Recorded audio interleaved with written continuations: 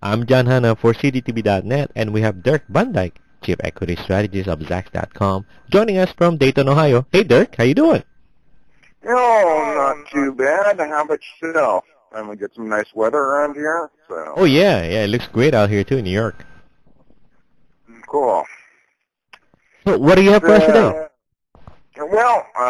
On Friday we had the jobs report for February, and I think that was pretty important news and pretty good news, actually. The unemployment rate came in at 8.9%, down from 9.0%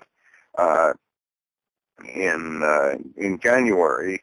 And keep in mind, as recently as November, it was at 9.8%. That's a pretty stunning decline, and the decline between November and January was actually the fastest two-month decline in the unemployment rate since 1958. So a lot of people were thinking, well, that's kind of a bit of a fluke, and it will rebound again in February. The consensus was looking for 9.1%, but instead it continued to fall. This looked like a real drop in the unemployment rate. The civilian participation rate was unchanged at 64.2%, and the employment to population ratio was also unchanged at 58.4%. It wasn't just a case of more people leaving the workforce. Although with both of those two numbers, the participation and the employment rate, or the employment population ratio, unchanged, it really suggests to me that this is the drop from 8.9 from 9.0 was more of a case of rounding. That previously it was 8.96 and now it's 8.94.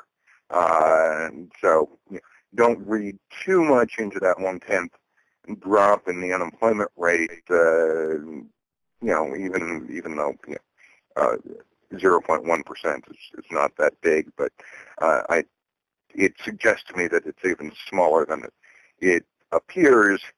But on the other front, from the establishment survey, we also got some pretty good news. We gained 192,000 total jobs, including 222,000 from the private sector. On both cases, much better than expectations. The consensus was looking for 185,000 total and 198,000 private.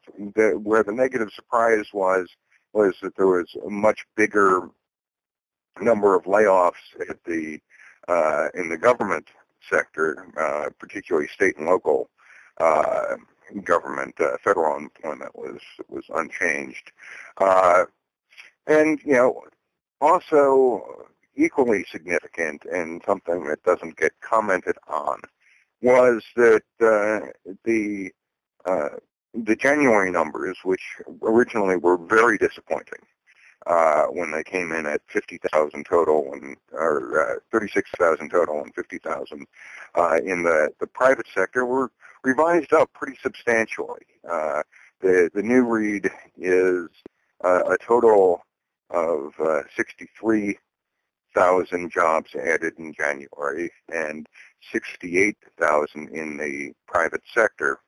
And December was also revised up as well for the second time in a row, coming in at 167,000 total and 152,000 152,000 total and 167,000 private sector. When the December numbers were originally released back in December, it said that we had only added a total of 103,000 jobs and 113 in the private sector. So that's a pretty substantial upward revision, over the 2 months. And that also suggests to me that the likely direction of the jobs when they get revised next time around is also going to be upward. So, the economy is back to adding, a substantial number of jobs.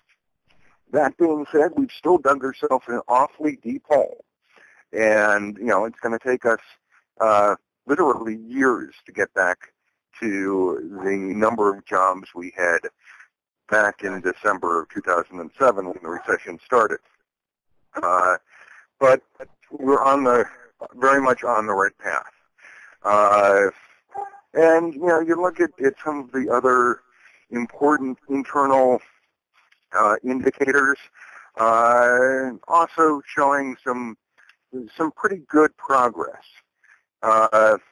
We had the median duration of unemployment fall for the second month in a row, down to 21.2 weeks from 21.8 weeks in January and 22.4 weeks in December.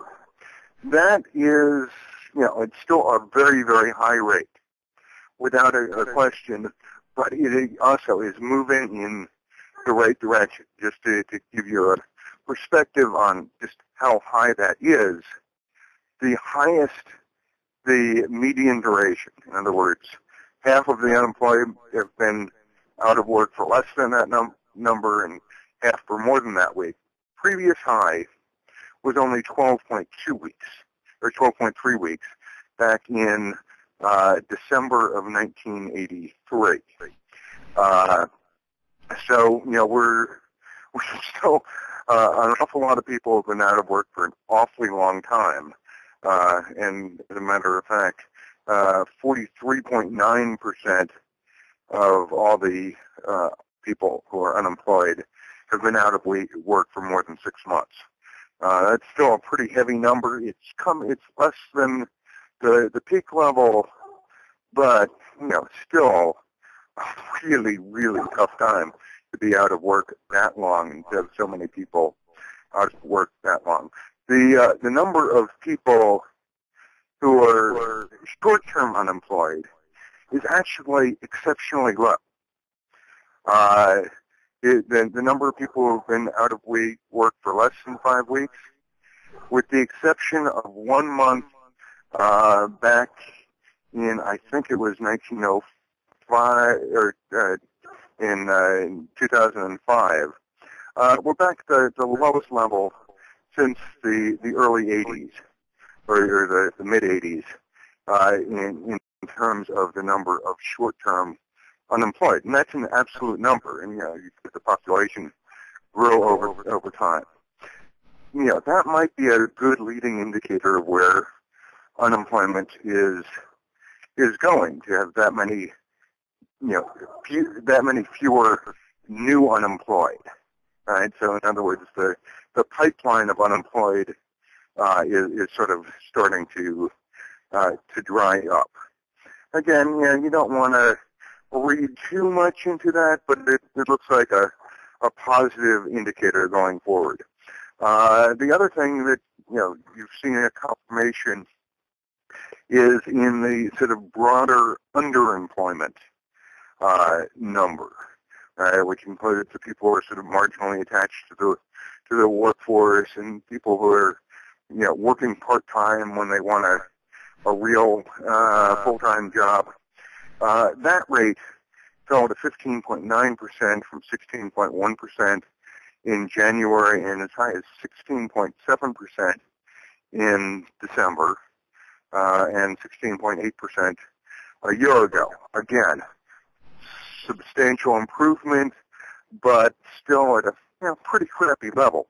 But we really do seem to be on the right path in bringing down unemployment. I do have worries about the future, particularly on the government employment side. We could see turn around again for the worse with a lot of government employees getting pink slips. I mean, we had 30,000 of them in the last month alone. And, those are, real people with real jobs. And, they spend money in the economy just like everybody else. And so, if you look at the proposed House budget cuts of $61 billion for the next 6 months, all in domestic spending, that's going to throw a lot of people out of work. And in the process, with people out of work, they're going to have less income, pay less income taxes, and the net result is going to be a lot less deficit reduction than the $61 billion advertised. But people just say, oh, $61 billion, yeah, we'll just do the subtraction, and there'll be no other effects. That's nonsense. I mean, Mark Zandi, who was one of the top economic advisors for the McCain campaign, right? He's not a wild liberal lefty guy. It's estimated that it's going to result in 700,000 fewer jobs created in 2011 and 2012. That's total, not per year. Now, that might be a little bit high, but the number of fewer jobs from these cuts is certainly into the six figures. And so, I don't know what these people are smoking, thinking that we can cut that much and not have an impact on the economy. And, 8.9% unemployment is something that policymakers ought to be doing something about. But apparently, nobody gives a damn in Washington. Right? They talk about it. But the policy choices that are being made and discussed about are designed to raise unemployment. Right? Cutting spending in a recession or an early part of a recovery is something that slows the economy. Right? Cutting back and ending QE2 prematurely, something designed to slow the economy. That's fine if the economy is starting to overheat. There's no evidence of that. Right? Inflation is still really, really low, especially if you back out what's happening with energy prices. And, that's what's happening in Libya. Right? You got a major oil exporter that's at the start of a civil war. Right? And substantial fears that might spread to other places in the Arab world, most notably Saudi and some of the smaller Gulf states. Bahrain has already had substantial unrest. So, that's not something that's due to U.S. policy in terms of rising prices. And rising prices for, a couple of commodities, even really important ones like oil, does not constitute inflation. Right? And, core inflation is still remarkably low. The economy is not overheating. You don't have an economy overheating with 76% of your capacity being used. That's not overheating. That's still very recessionary. And it would be really nice if policymakers would actually pay attention to what for millions of people is a really, really big crisis. And that's not the direction. I mean, we have to get the deficit down over the long term, but that mostly is a question of controlling healthcare spend. That's the long-term driver. It's not, you're not going to cure the deficit by killing funds for NPR or Planned Parenthood or any of that stuff. And it's, total rounding errors in the big picture of the deficit. It really is about slowing that growth in the healthcare and getting the economy going so that we have some tax revenues coming in. Slowing the economy is not going to cure the deficit. Right? It's has the potential to make it worse. Now, probably, I'm not saying that spending pays for itself, right? But the cuts are going to be substantially less, or have substantially less impact on the deficit than the 61 billion advertised. We still need to get people back to work. We're making progress. It's a very encouraging report. Some of the rebound might have been because January was so low due to weather. But, you look at the upward revisions to December and January and say, that probably caught an awful lot of that effect. So we're on the right path. Let's not turn off of it now. That really is silly. We've still got a long ways to go. But net, a very solid job report, and it looks for real, and so I'm highly encouraged. That's Dirk Van Dijk, Chief Equity Strategist at Zacks.com, joining us from Dayton, Ohio, and I'm John Hanna for CDTV.net in New York.